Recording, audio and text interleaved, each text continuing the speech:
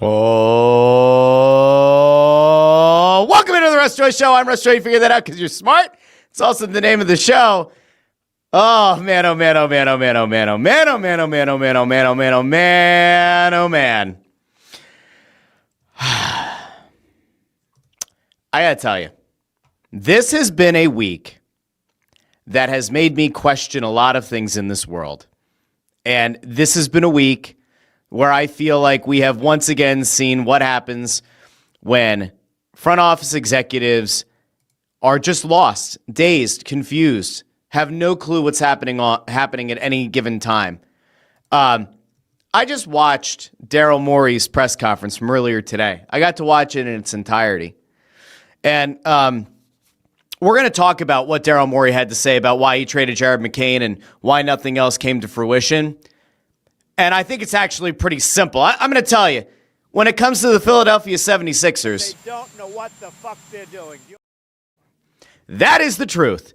Because boy, oh boy, what an absolute disaster class. Daryl Morey has taken himself from, I would already say the outhouse. You know, sometimes you say from the house to the outhouse. No. He was already in the outhouse. And now his entire methodology needs to be taken to the landfill. What an unbelievable disaster of a press conference today. And we're going to break it all down. So don't worry. We're going to break it all down on today's show. We also have to have a conversation about your team, your town, your Philadelphia Flyers. There's a rumor swirling that they may be, they meaning the Flyers, may be open to getting real frisky this offseason and maybe even moving off of a guy like an Owen Tippett or maybe even a Travis Konecny. I don't know if I believe any of that, but it's out there.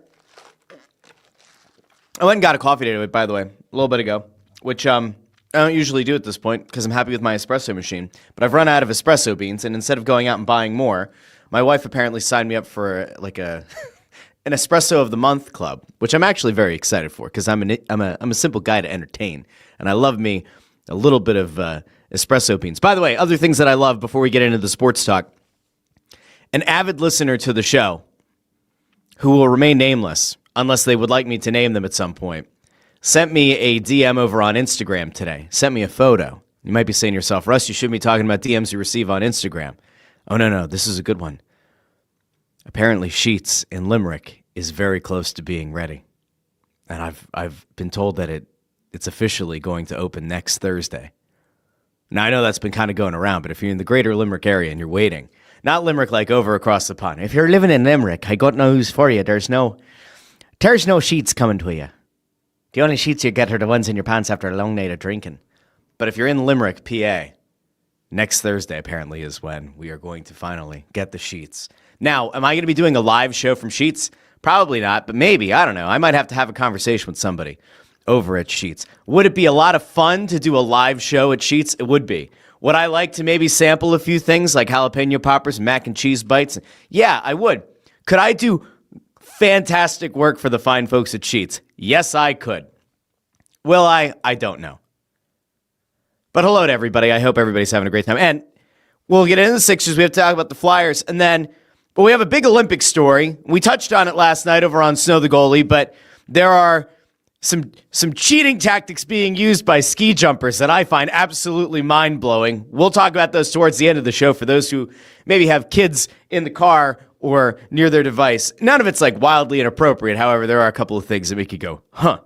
And then also we all have to have a conversation about good old-fashioned Jeff Stoutland, who, left the team, had a really nice public statement to the fans. But I think part of it is who he didn't thank that maybe became a story of its own. Oh, and by the way, there's a rumor floating out there that one or both of Landon Dickerson and or Lane Johnson could retire this offseason. Everything's just great. Everything is awesome. Everything is cool when you're part of a team. But I do have to say, before we get into everything on today's show, and I know we're kind of all over the place right now, but that is part of a fantastic Friday here on the Russ Joy Show. We kind of go all over the place. I put something out on Twitter a little bit earlier today. We are currently at 1,952 subscribers as of 3:05 in the afternoon on Friday, February 6th, the year of our Lord 2026. Now, I'm not saying that if you've been watching this show for days, weeks, months, or even the better part of a year and haven't subscribed yet, that you are disappointing me. But I will point out that, yes, that is at least slightly disappointing. Because I get the numbers on how many people who watch each episode and the percentages of how many people are subscribers and aren't subscribers. And, like, subscribers are fine. But there's, like, I don't know, 3/4 of the people who watch certain episodes are not subscribers yet. It costs you nothing. I'd like to get to 2,000. I just think it would be fun to say, like, we got to 2,000 subscribers, everybody. High fives all around. So if you haven't subscribed yet, do me a favor, hit the like, hit the, what am I supposed to say? Hit the like, share, subscribe, ring the bell to get notified whenever we go live with an episode. It has been about, I don't know, just over a year of growth here at the Russ Joy Show. We look forward to keeping that going. And if we can hit 2,000 by February, then you know what? Nick Abe might not be wrong. Maybe we'll get to 5,000 this year. I'd just like to get to 2,000 first. I'd be happy with 2,000. Ford says that he counts as at least 10 subscribers. I don't know why Ford hasn't created 10 separate accounts and had all of them sign up as subscribers for this show, but this is where we're at. So we have a lot to do, and I will try to get to as many comments and things as I can today. And I know that there are a lot of you who are here because, you know, we happen to talk a lot about the Flyers, and we will. But, if you're a Flyers fan and you've been feeling down about things, I'm about to make you feel so much better about your existence. I'm about to make you feel so much better about the Flyers front office and the Sixers front office, because Daryl Morey had an absolute disaster class of a press conference today. How bad was it, Russ? Well, it was so bad, and I don't know if this is like intentional or not, but this press conference is so bad that it is an unlisted video on YouTube. Like, if you followed the workflow from Twitter to the Sixers website to YouTube, the Daryl Morey press conference was technically, at least as of like a half hour ago, an unlisted video on the Sixers account. Now, there could be myriad reasons why. Maybe they're going to cut off like the big gap in the front where they were waiting for him to arrive or whatever. And maybe they're going to put out like a fully synthesized Daryl Morey clip where it's just his availability. Or maybe it's unlisted because it was a disaster class. It was truly a disgrace. And it didn't help any of the narratives around Daryl Morey's team. I don't even know where to start because Morey had to come out, right? The NBA trade deadline was putrid for the Sixers. We saw moves getting made all across the league. I'm not saying that the Sixers should have been involved in any of this, but we saw a Darius Garland for James Harden swap between the Clippers and the Cavs. We saw Anthony Davis get moved from Dallas to Washington for a very unimpressive package, like wildly unimpressive package. And it seems like Dallas just wanted to get off the Anthony Davis contract more than like wait until the offseason and go get what might have been the best value. We saw star players, some of them aging, but some star players get moved. We saw other players get moved in this league where, listen, I don't know how many moves are fundamentally going to change how things in this wide open Eastern Conference are going to go. I don't know how many of these things are actually going to help a lot of the Western Conference teams. The Warriors had long been rumored to be interested in Giannis. That didn't happen. Ultimately, Milwaukee pulls back, says we're not trading Giannis, and Milwaukee's delusional enough, I guess, to think that they can build a team this offseason that could compete next year, all while trying to tank, I guess, the rest of this season. Zubac went to Indiana. So that was a move that will help Indiana next year, especially with a high draft pick this year and Tyrese Halliburton coming back. So like that felt very much like a move for next year. And he's not going to make Indy so good that they're going to like get out of the basement or near it in terms of NBA draft lottery odds. So there were moves made. And the Sixers made two moves. We know about the Jared McCain move. We talked about it on Wednesday's show. They moved Jared McCain, who last year looked like he was going to be the rookie of the year until he had a knee injury. And then you come into this past offseason, and among the guys that were featured in the release of like the black jerseys, the alternate jerseys, the throwback to the Iverson era, well, you saw a lot of Tyrese Maxey, Joel Embiid. Jared McCain was featured. And Jared McCain's gone. They got a first-round pick that'll be a late first unless the Rockets totally puke all over themselves, and 3 second-round picks. And at the time, I was like, this is a questionable move. I mean, if they felt like in their heart of hearts, Jared McCain was never going to get back to being the same player he was before the knee injury, before the thumb injury that he suffered in the offseason or preseason or whatever, before the season got underway, if they truly felt like he was never going to regain that form from last year, from the first half of his rookie season, then getting a first-round pick isn't inherently bad. And getting 3 second-round picks, even though it feels like the Sixers just like to sell those for money that can, I don't know, maybe help a legal defense team at some point. Who knows? Who's to say? I wouldn't say that. I'm just throwing out that they're, they've been selling off second-round picks.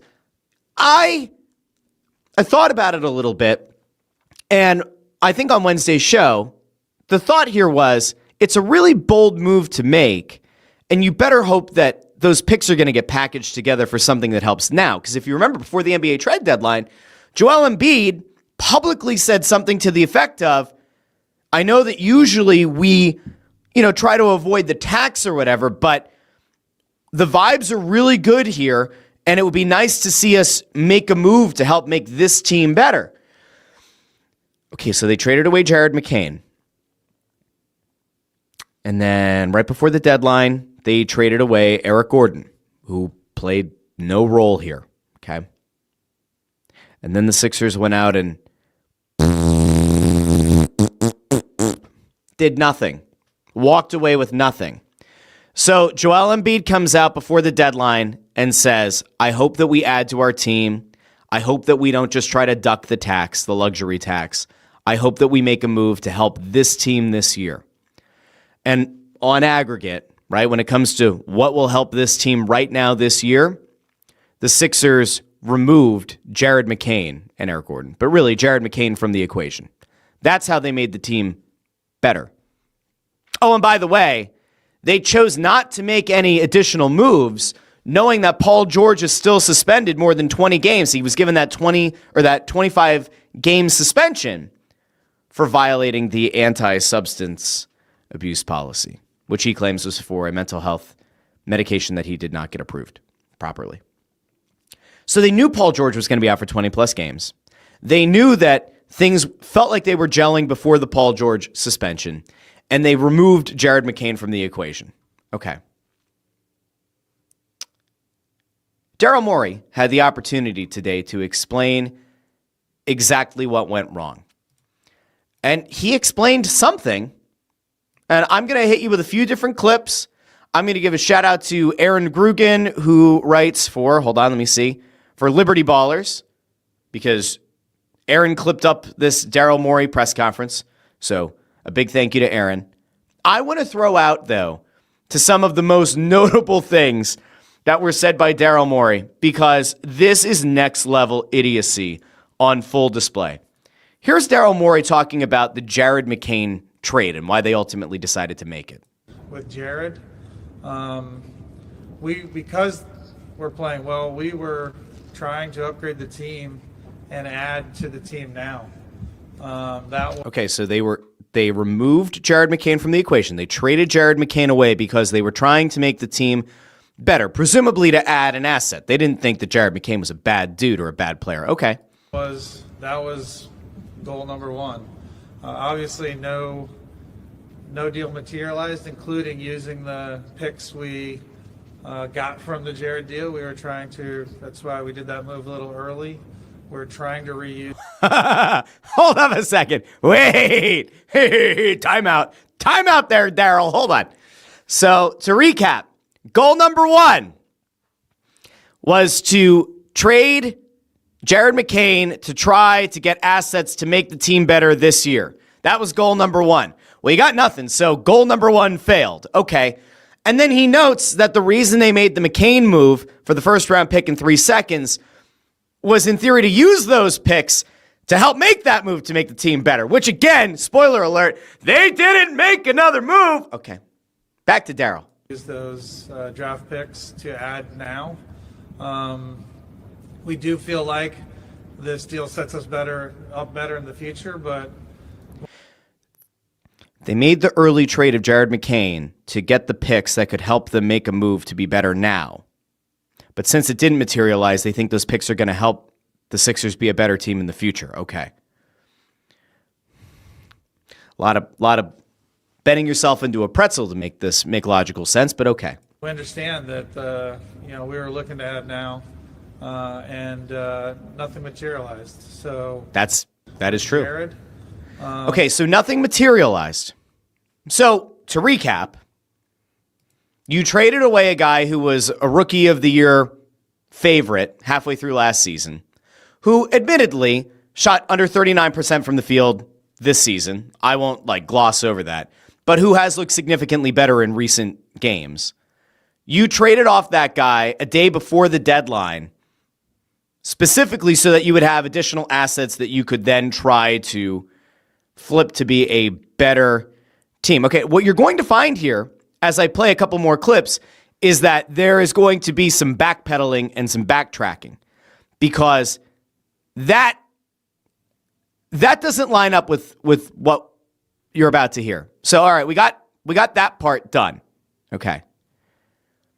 Kyle Neubeck pushed back from PHLY Sixers. He pushed back on this idea of them supposedly selling high, about this idea that the Sixers made the trade at the right time and that it was the right time to move off of Jared McCain. Well, don't worry, guys. Daryl Morey is the smartest guy in the room, and he just wants to reassure you that if you thought to yourself, hey, it would make sense to wait until the offseason to move Jared McCain, don't make a move to make your team worse in the hopes that it'll get better. Daryl Morey, here you go. no, I appreciate that perspective. I am quite confident we were selling high. Yeah, obviously time will tell. Fuck me. The condescension.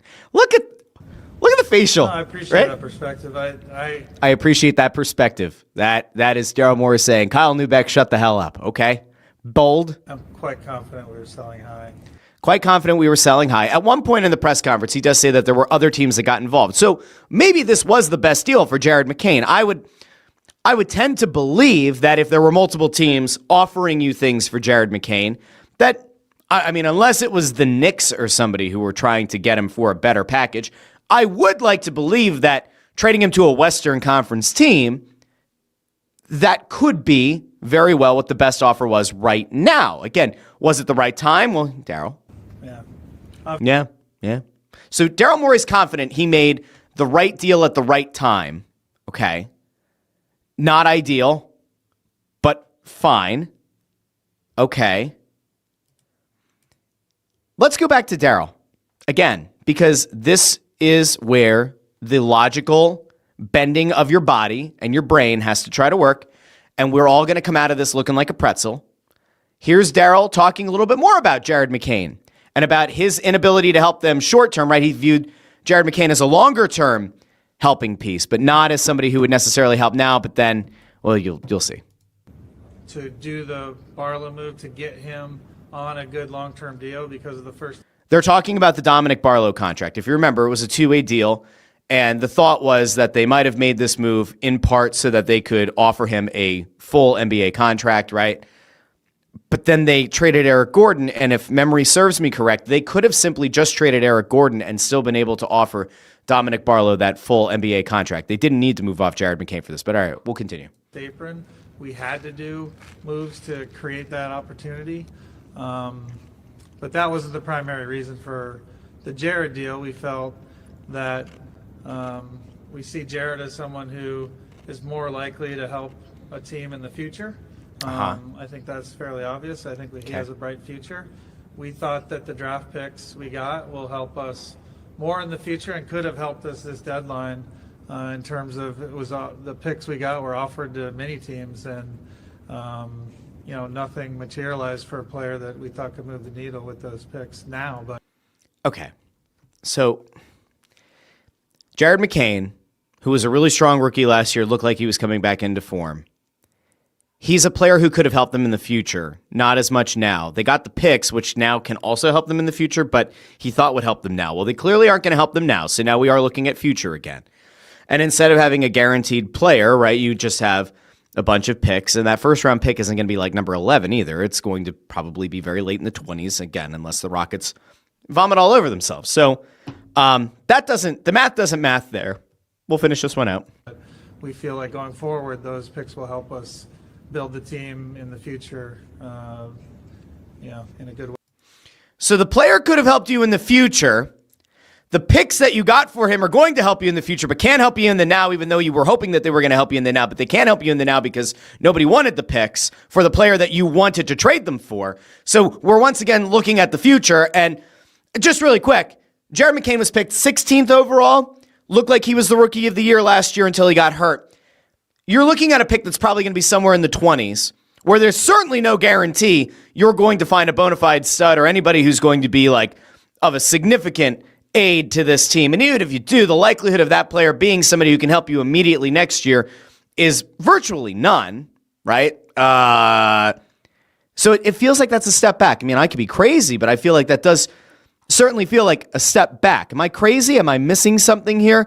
Not ideal. Now, he also mentioned the first apron, and there were some other clips and some other quotes where he talked about how he wants to have the opportunity to go to ownership and make the case for why acquiring said player is worth paying the luxury tax, which is interesting because it certainly makes you wonder, what is it that you've been doing otherwise? Like, you're not flirting with the luxury tax because it isn't a big enough splash. It isn't a big enough move. You're not willing, your ownership isn't willing to pay the luxury tax to be a team that has a better chance of getting into the playoffs and having a deep playoff run. It has to be for a big splashy player. Is that what I understand? Because, the Sixers have only paid the luxury tax 2 times since Josh Harris and David Blitzer took over the team 14, 15 years ago. They've paid it twice. Here's Daryl Morey talking about that specifically, saying that, ownership's willing to spend. Okay, Daryl, we'll fact check that in real time, but okay, here's Daryl. For sure, if we had found an ad and we were going to end up higher, we would have ended up above it. We've done it several times when I was here. Over the history of ownership, they've done it many times. 2 times. We didn't see something that did that, and then we're under the normal pressures that every team is feeling with the CBA, with the first apron, to sign Barlow to this deal, things like that. Okay, Dominic Barlow's a good player. If you're going to try to spin trading Jared McCain as we thought it was better for our team to get a late first-round pick, 3 seconds that we're probably not going to use, and be able to offer Dominic Barlow a full-time contract, that doesn't move me spiritually or basketball-wise. It doesn't. At all. This notion out there that ownership has spent into the luxury tax several times. They haven't. It's been twice in almost 15 years. So no, I wouldn't say twice as several. This is all concerning. This is all just saying it with confidence and hoping that no one fact checks it. Okay. Now, there's one last quote that I thought was really damning. I do. I mean, technically there were 2. Okay. I want to follow up really quickly on this idea of ownership being willing to spend. And I said to you a little bit ago that he had a quote in here somewhere where he said, oh, well, I want to be able to take to ownership one of these moves that motivates them to go above the luxury tax. Here you go. I understand the perception, and I hope to defeat it by This is the perception that ownership won't spend. Finding a deal that, I can go to ownership and say, we think this move is the right move to do for that, and create the apron issues that it would create. So, but I haven't been able to recommend that move yet. That was a whole bunch of word salad. I mean, with respect, that's kind of like, we have a plan. There's a tax that you have to pay if you pay the tax, but we have to first decide if there's a move that's worth going into the tax, but we haven't had a move that takes us into the tax. So if we don't have a move that goes into the tax, we can't pay the tax. We can't have a tax conversation. And then at the same time, he had just gotten done saying, well, ownership has been willing to spend into the tax before. So which is it? Pretty clearly, they're not getting the go-ahead to spend into the tax if it's not a big splashy move. I mean, I think that's pretty clear as day. Here's the last thing that I wanted to get to from this whole thing, because this once again comes back to absolute disastrous messaging. I could use the word hypocritical a lot, right? Because there's a lot of double talk happening as we present these clips. Remember, Daryl Morey claims the primary reason they traded Jared McCain was they thought the picks they were getting back was selling high and they could take those picks and flip them to another team for a player who could make this Sixers team better this year. Your Honor, I would like to submit to evidence, I think, Exhibit 7, in which Daryl Morey is about to conflict with Daryl Morey. Yeah, we like our chances in the East. We feel like we're in the mix with the top teams there. Obviously, we got to prove that on the court. But yeah, I'm just reiterating. Yeah, we were hoping to add and we didn't add. So, but we still believe in this team. Like, it's still the team that people believed in. Folks have speculated on the improvements of our East competitors. I don't see it personally. I think all the teams made moves at the deadline, but there weren't any needle movers in my opinion. Okay. Now, I just have to ask really quickly. Just when he says there were no needle movers, is he's referring to one of two things. Either there were no moves being made by teams in the Eastern Conference that are needle movers in terms of anybody's ability to represent the Eastern Conference in the NBA Finals. Or did he mean there were no needle movers available? Because if it's the latter, then that would be unbelievably hypocritical. Like, you sold Jared McCain for these picks to try to make a splash for a player who makes you better, and then you're like, oh, there's no needle movers. I have to imagine that's about the conference, right? It has to be, right? It has to be. Now, there was a clip going around. Jared McCain, about an hour ago, spoke to the media in Oklahoma City. And I could play for you the Tyrese Maxey clip. Tyrese Maxey one kind of guts you. But Jared McCain was asked if he expected to be traded from the Sixers. And he said no, among the many things. He did not expect to be traded. The worst part is that Tyrese Maxey kind of laid out what actually happened, what happened when they found out that he was going to be dealt. And Maxey, I'm going to play it for you right here. This is Jared McCain talking about how he found out he was being dealt. And then I'll play for you the Maxey clip in a little bit. But Maxey thought they were joking because the team was together when McCain got traded. Maxey thought that they were joking. They weren't. Here's Jared McCain when asked about whether or not he thought he was going to be traded from the Philadelphia 76ers. Any feeling that anything was about to happen, or were you doing any picks, anything? No, not at all. We were all on the bus to the airport, and I just got a call, and I had no feeling, I didn't think it was gonna happen, to be honest. No, there was nothing, and I got the call and just went and told everybody. I went to Tyrese first, and it was pretty emotional. Mark talked about how tough that is for you. I mean, how quick did you feel like you had to get over it, or any time you spent like, dang, this sucks? I think I'm still like, I allow myself to feel all the emotions. It's natural. Give myself grace through this process, but you definitely you move quick. I touched down in LA and then had to come straight here, so it's a little bit of both. I think it's a balance you got to work through, but I'm definitely still going through it and still trying to cope with it. Any Thunder players? So that's not reassuring. No one let him know that there was a chance he was going to be dealt. He didn't expect to get dealt. Certainly his teammates didn't expect him to be dealt. And I'm going to throw out to you really quickly, this is the last clip I think I'll play. Because you can go check Instagram and see how McCain's now former teammates reacted to his departure. They're all upset. You want to talk about like the future? You want to talk about the present? Tyrese Maxey is very much your present and your future, as is VJ Edgecombe. But Tyrese Maxey's arguably the most important player on the team. Short term and long term. Maxey's the most important. He's the guy who Ramona Shelbourne put out there earlier this season The Sixers have now kind of pivoted their mindset of Joel Embiid being the guy that they're building around to Tyrese Maxey being the guy they're building around. Well, how did Tyrese Maxey feel about Jared McCain getting dealt? Because, it's been said for a while that they were close. Let's just go out to Tyrese Maxey. Hey, Tyrese, did you expect Jared McCain to get traded? And it's part of the business, number one. And then number two, man, it's just sad, man. Like, little brother to me, dog. Like, kind of like the first real rook, I guess, rookie vet for me, man. You know what? I'm actually going to do something here really quick. There's a clip on the bottom of that, and YouTube will flag it. So we're all going to have to listen to that first 10 seconds again real quick. But I have to do this, otherwise I'm going to have to cut an entire segment out of the show on YouTube, and I don't want to do that. Amadeo can add it in back after the fact, but we gotta be careful around these parts apparently. So here, we're going to do this. All right, here we go. Here's Tyrese Maxey on whether or not he thought Jared McCain would get dealt.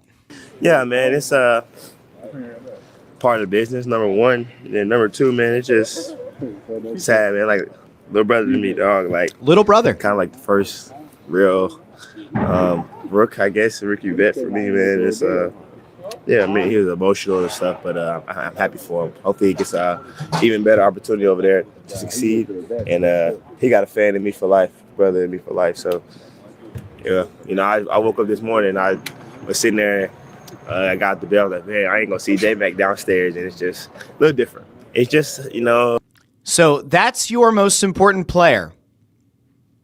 That's your Eastern Conference All-Star starting guard, sounding dejected and upset that the guy that he called his little brother got traded out of nowhere for picks that aren't going to help you this season, and in a move that will make you worse in terms of your depth at guard. Okay, we'll finish this up. Unexpected. That's really all I got to say. Like, you just never know. And again, it's a part of the business. I've been a part of some really, really big trades, you know what I mean? Like, on trade deadline day, probably 2, maybe 3. But, yeah, it's different. Were you guys all together? Yeah, we was all together on the bus. Here's the bus. On the bus, all together on the bus, confused. He came back there and said he got traded, and we was just like, all right, whatever. Like, he was just joking. Mm-hmm. And, calls start coming in, and you realize it's real. So, I'm critical, right? This is what I do. I try to give people credit when they deserve it.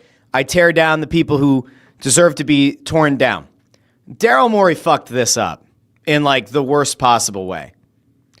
This Sixers team just got the punch to the gonads that Paul George was going to be suspended for 25 games, right? And they kind of rallied around their teammate, but it's still a punch to the gonads.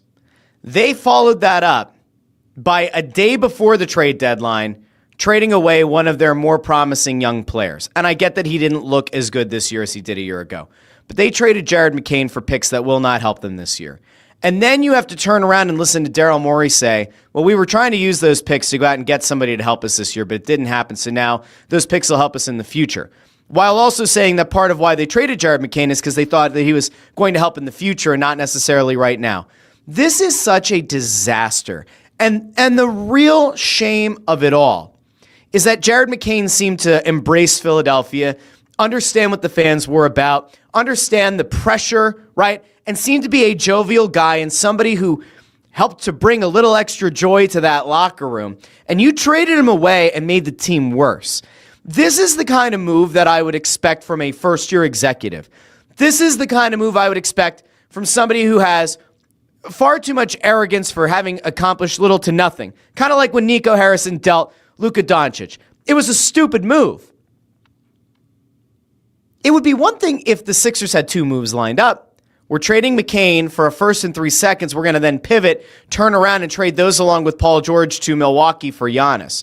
We're going to take those picks and package them up with something else and go get a player who can come in and be a Paul George replacement short term, right? While he's out, and then can be a helpful depth piece in the playoffs. They made the team worse. And also crushed Tyrese Maxey, crushed a bunch of the younger guys on the team. Again, go look up on Instagram the way that guys said goodbye to the player they referred to as Slime, Jared McCain. You fucked up the vibes and you made the team worse. I thought Daryl Morey's supposed to be like this top-level executive, this guy who everybody has a great relationship with except for James Harden. This is unacceptable. What an absolute colossal fuck up. Legitimately. Horrible. Horrible, horrible, horrible. Now, the one good bit of news in all of this is you have VJ Edgecombe, who's played incredibly well this year, and it does feel like part of their willingness to move off of McCain is because they believe that VJ Edgecombe is overall a better player than Jared McCain. And I think it's hard to argue right now that that's not the case. I think that VJ Edgecombe does have a higher ceiling. I think that VJ Edgecombe right now looks like a better player. But I think Jared McCain was going to be a very valuable, useful player to this team. And I'll also point out, this is the first time Sam Presti, who's been doing like the process of all processes, right? Tearing things down, taking on bad contracts for first-round picks, right? Built an absolute juggernaut out in Oklahoma City. It's the first time he's dealt away a first-round pick in like a decade. So you got Sam Presti to violate his acquire over handing out first-round picks for the first time in a decade. That should scare the shit out of everyone that Sam Presti was willing to part with a first-round pick to go get Jared McCain. So, there you go. Not great, guys. Not great. Tell you what else isn't great. Let's have a conversation about your team, your town, your Philadelphia Eagles, and then we'll finish with the Flyers. The Eagles are in the midst of something that I cannot wrap my head around. I have no idea what the Eagles are going to do. Because we had two things come out over the last couple of days. One was specifically about Jeff Stoutland. And I think, you know what, I read the Jeff Stoutland statement over on Snow the Goalie. So I'll bring it up here. But Stoutland went on to Twitter and on to Instagram. He released a statement. And I just want you to note here really quickly, pay attention to who he thanked. And then pay attention to who he didn't thank in this statement. So here's Jeff Stoutland. Helped this Eagles team win 2 Super Bowls. Widely regarded as the best offensive line coach in the National Football League. All right, Jeff Stoutland says, Philadelphia, I've decided my time coaching with the Eagles has come to an end. When I arrived here in 2013, I did not know what I was signing up for. I quickly learned what this city demands, but more importantly, what it gives back.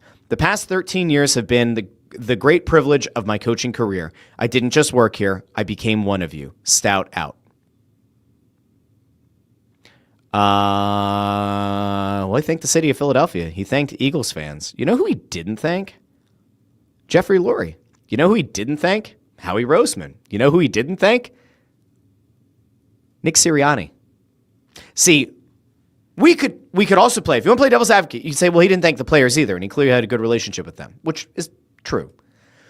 But you would think that for a guy who got here in 2013, that in the midst of the tweet and the Instagram post would have said, thank you to Mr. Lurie for the opportunity, thank you to Howie, thank you to Nick and to Doug and to everyone else who had me on their staffs, and we won multiple Super Bowls, yada, yada, yada. That was to the fans. And then you add to that there was a bunch of info coming out this week that at some point early-ish in the season, maybe around the bye, Nick Sirianni and Kevin Patullo went off in a little corner together and figured out some new running plays and figured out some schematic changes to the running game.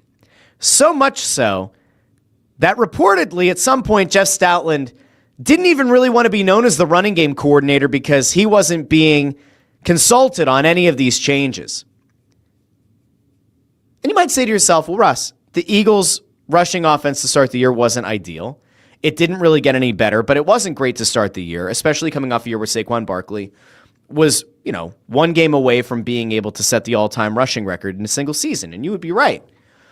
But when you do a real quick macro view of the past season, rather than Nick Sirianni leaning on the guy who's widely regarded as the best offensive line coach in football, rather than lean on a guy who schemed Saquon Barkley into being the now second highest all-time single-season rusher in NFL history. Instead of doing that, he and his dipshit buddy, Kevin Patullo, thought that they knew better and went off and came up with their own stuff. That, by the way, got worse and worse as the season went on. So Nick Sirianni decided he'd rather go with his best pal, Kevin Patullo, and try to figure it out on their own than lean on the guy who has helped make Philly's run game great. Does that make sense to anybody? You wonder why I've been negative about Sirianni.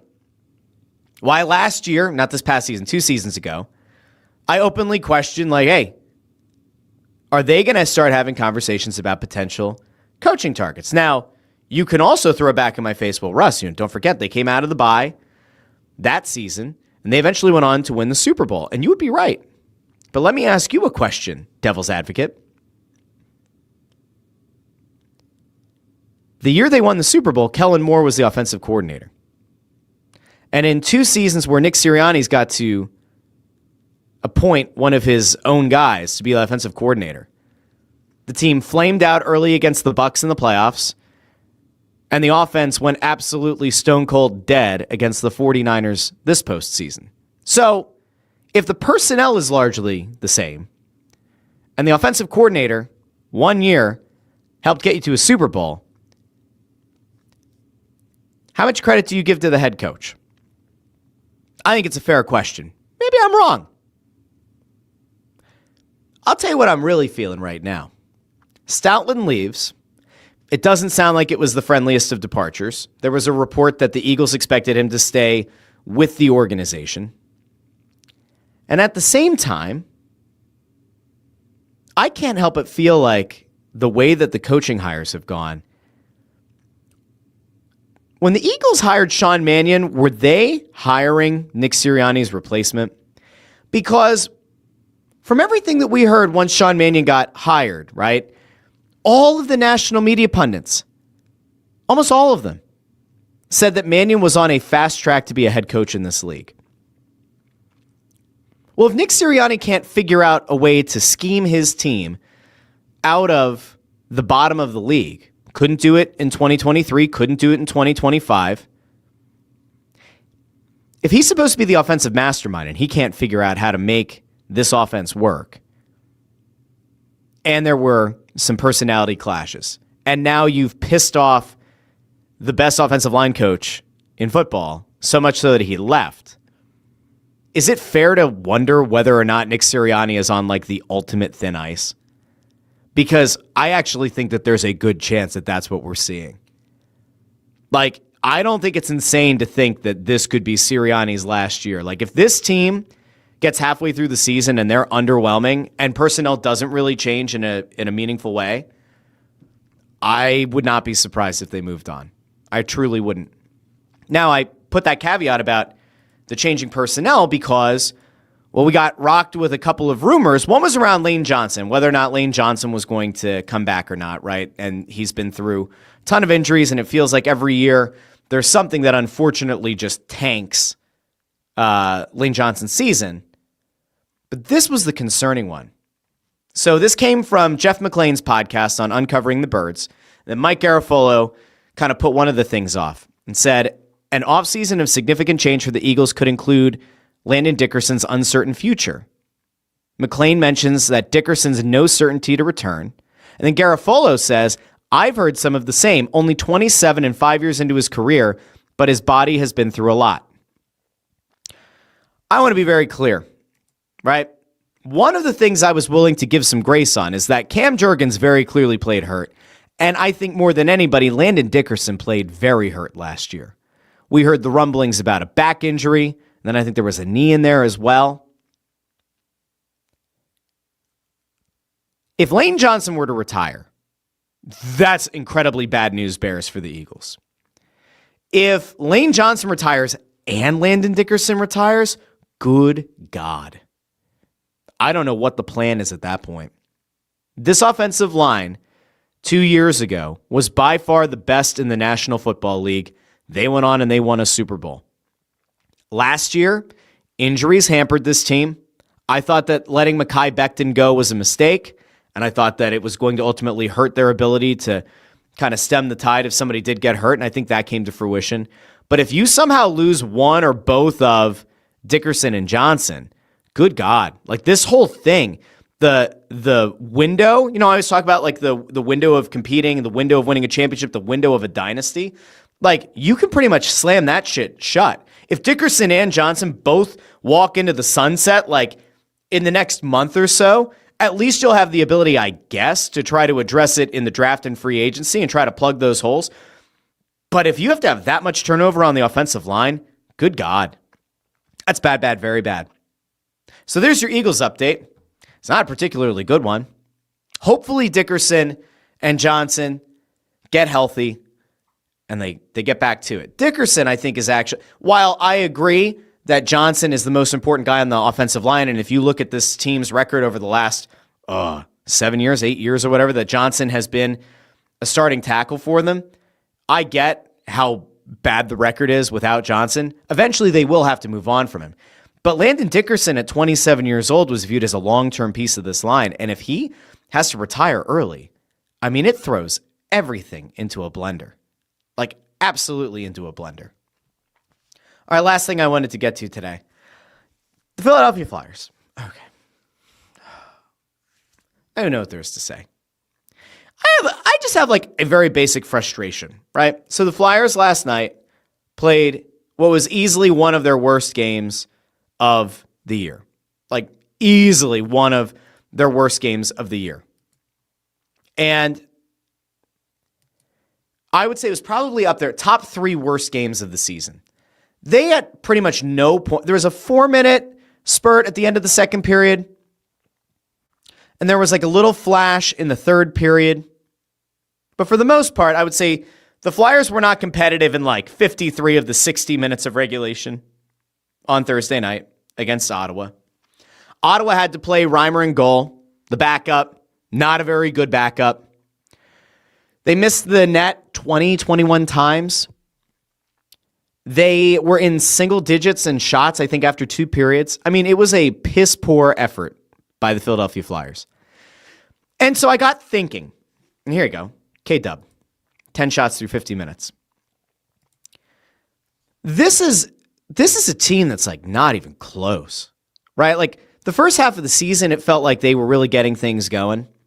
And, you know, I asked Rick Tocchet at the Carnival about, you know, do you feel like Dan Vladar's incredible play in the first half of the year kind of covered up some of the issues with your team? And he said, well, go ask John Cooper about Vasilevsky. Like, yeah, having a goaltender who plays really well probably does cover up some things. But like, man, Vladar last night was fantastic. Like, absolutely fantastic. And they lost 2-1 in overtime. They couldn't get anything going offensively. We've watched for weeks while the offense has been kind of garbaggio. The power play has been Rocky Thompson Horror Show 2.0. Things have been bad. But then I have conversations on Press Row Show or on Snow the Goalie. And on Wednesday, I had brought up to Anthony, hey, you know, just out of curiosity, like, who could they theoretically look to move? And there was a rumor today that Detroit could be interested in Rasmus Ristolainen. And if that is true, Danny Briere has one thing and one thing only to do. Trade Rasmus Ristolainen. I don't give a shit what it's for. I really don't. If you can somehow get a first-round pick for Risto, who can't stay healthy, here's what we're going to do. If you're a Flyers fan, cross your fingers and your Tootsie Toes, say your prayers, eat your vitamins, and hope that Rasmus Ristolainen has an incredible Olympics. Because if Risto has a good Olympics, and there are teams out there that will actively think about trading a first-round pick for him as a big, strong, right-shot defenseman, then by God, have at it. Trade Risto.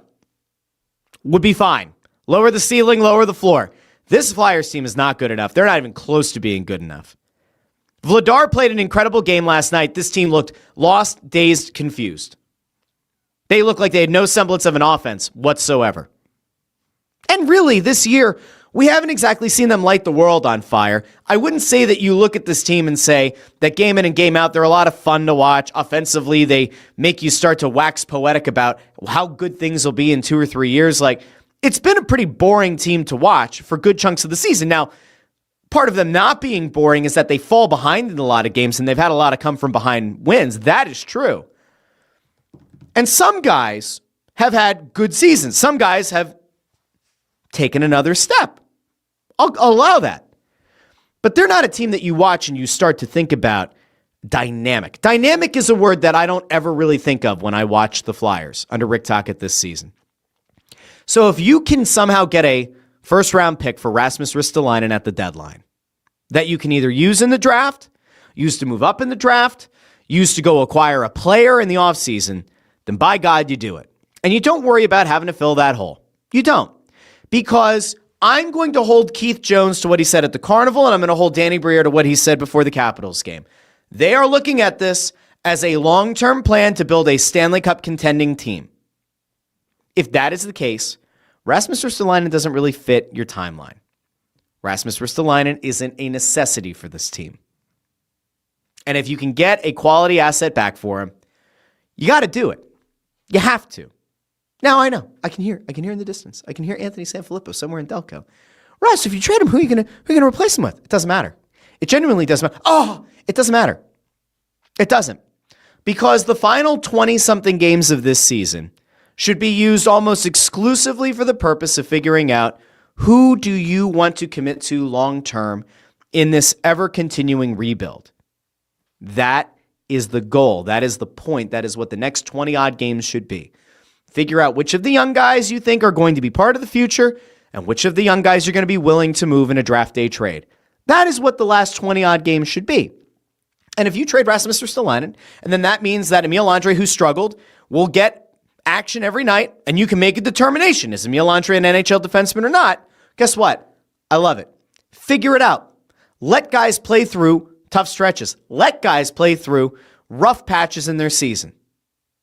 You're in year 3 of the rebuild. It's okay. It's still okay to let young guys make mistakes.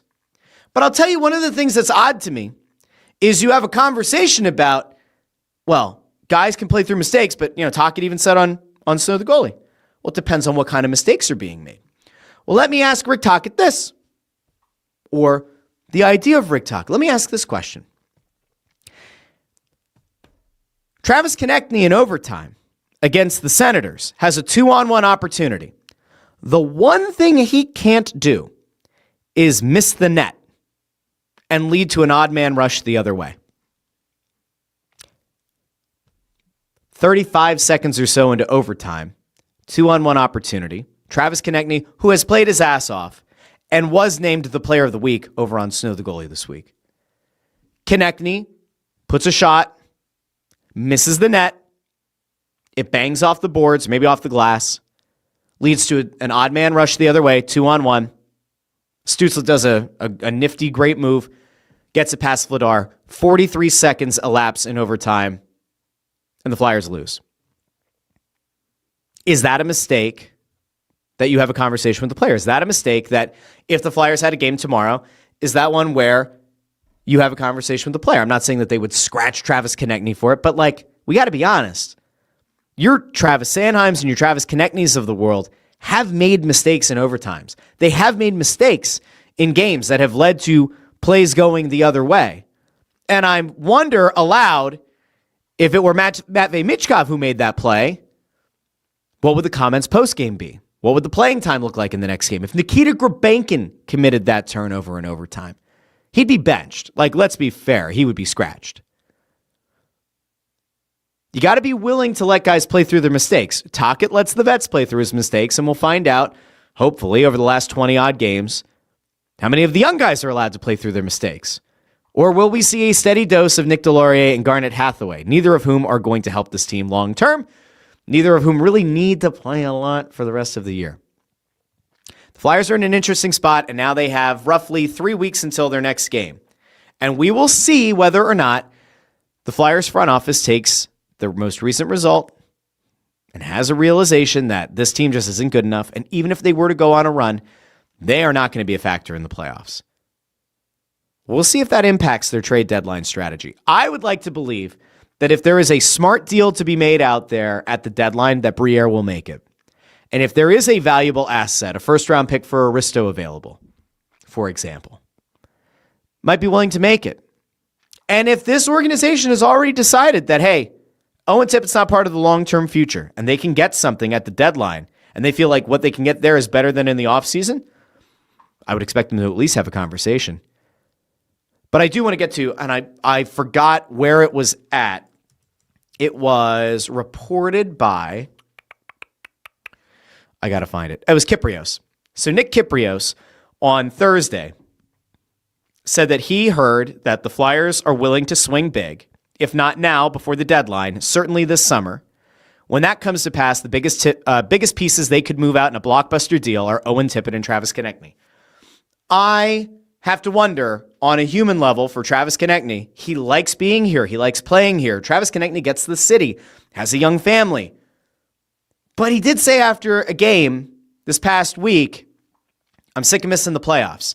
If he looks around and he listens to Jonesy's comments, to Danny's comments, does he say to himself, you know what? Now might be the time to try to get to a team that can be a playoff contender, go to a team that can be a Stanley Cup contender. And if the Flyers move off of Konecny, I'm going to wish the guy nothing but the best. He's been a good soldier for this team. He's been a good representative of the organization. I don't think there has ever been, scandal or anything resembling it put out there in the public about Konecny. He's been a good rep for this team. I hope he ultimately does find a place where he gets to win. Will they be willing to move? I don't know. Will he be willing to move to whichever team offers the best opportunity? I don't know. Owen Tippett to me is a guy that I just don't see the fit. Somebody might be able to explain it to. I don't see the fit. But we'll see. Okay. I think that's it. I think that's what I've got for you guys today. So to recap, Daryl Morey, terrible press conference. Stoutland offended. Dickerson and Johnson may be retiring. And the Flyers lose going into the Olympic break. Here's the last thing I wanted to get to, and has nothing to do with Philly sports, and this is where I say to the people who maybe have kids in the car or kids watching the show, now might be an okay time for you to come back to the show a little bit later on. Because again, there's nothing wildly inappropriate being said here. Unlike somebody at Phoenix Area High School who said something wildly inadvisable, and boy, am I glad I am not a union rep there this week like I used to be. No, there was something very, very interesting that was reported over at The Athletic. And so I want to get to that, and I'll, give a salute to the people who were here and, had to go or will come back or whatever. But if you've been keeping up with the Olympics, you may have seen this report, and it is one of the wildest reports, one of the wildest headlines, one of the wildest everything you'll ever see. And this is what gets you ready for the Olympics. From The Athletic, reports have surfaced before the Winter Olympics that allege ski jumpers are injecting their penises with hyaluronic acid to fly further. The World Anti-Doping Agency has vowed to investigate. And you say to yourself, why would you inject acid into... Anyway, what is the acid? What is that? No, we don't need to know all the specifics. They're injecting acid into their members to fly longer and higher. Okay. And then you say to yourself, why would that matter? Well, we have this wonderful graphic that also came from The Athletic and the New York Times, right? So apparently there are ski jumpers, Olympic ski jumpers, injecting acid into their Magic Johnsons so that they get measured for their ski jumping suits, and there's a larger surface area to cover up with fabric, and that by doing that at their fittings or whatever, once that acid presumably passes from their tubular meat, then they are able to have a little bit of extra fabric that just kind of flops and flaps in the wind. Why does that matter? As you can see in this graphic, if athletes use this acid in their penile region, or some were reported to have potentially put clay in their undie pants, if athletes enlarge that area of their genitalia when they're getting fitted for their suits, that will lead to ultimately excess material when things are back to normal. That excess material can create a sail-like effect. You can't have a suit that's more than 4 centimeters larger than the surface area of the body. So that excess material is really hard to come by, and it's also very impactful because, as you can see in the graphic, For every 2 centimeter increase in suit size circumference, your lift increases by 5%. That's equivalent to an extra 5.8 meters in jump length. So, I mean, there's lift. That you get extra lift. That fabric is flapping in the wind. You get extra lift, and it potentially gets you almost 6 extra meters. So I don't know who told you size doesn't matter, but there you go. Apparently it does, at least when you're getting fitted for a ski jumping suit. Amadeo says that has to be one painful passage through the tubular meat. Yeah, I don't know. It's pretty gross. It feels very, very upsetting. Very upsetting. Okay. There you go. That's the end of today's show. Now, the Super Bowl's on Sunday. You might be wondering to yourself, Russ, who do you want to win the Super Bowl? I don't really care. I don't. I don't think I've ever cared less about a Super Bowl than I do this one. It's been a long time since I've been like this checked out on caring about a Super Bowl. On one hand, I could say Seattle. Sam Darnold passed over. Sam Darnold's had a good year. Seattle's defense is a lot of fun to watch. Or I could go with the Patriots, who I inherently don't like because they're a New England sports team. They're affiliated with Boston in some way. I don't like them. But I do like Mike Vrabel. And that's where I struggle. Because on a human level, I would have a beverage with Mike Vrabel. I don't dislike Mike Vrabel. I actually don't dislike the Patriots, the actual team themselves, the guys on the team. I don't dislike them at all. And I don't know, do I want the Pacific Northwest to have a Super Bowl? Like, I don't know. I guess I just want a good game. I think that's what I want, is a good game. If Seattle wins, I won't be upset. If New England wins, I won't really care.